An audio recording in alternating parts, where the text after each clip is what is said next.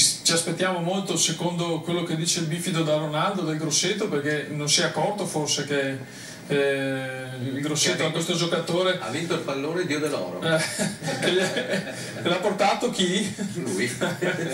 No, a parte gli scherzi, insomma. Cosa Dai. vedo Rindo?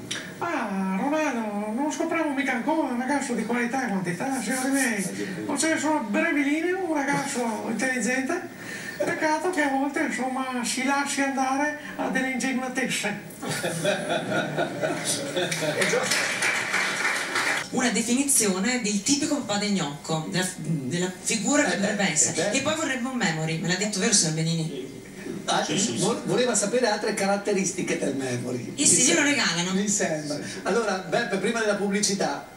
Mi puoi ripetere la domanda? No. Che caratteristiche deve avere il papà del gnocco? Ho capito bene? Secondo Lindo però.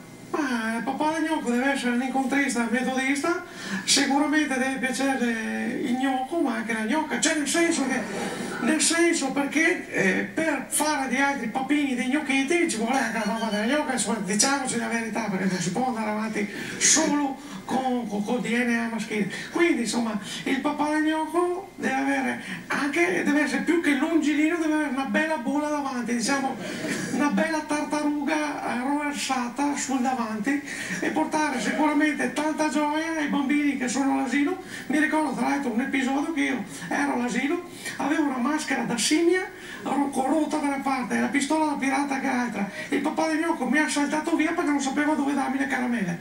È vero, questa è la verità.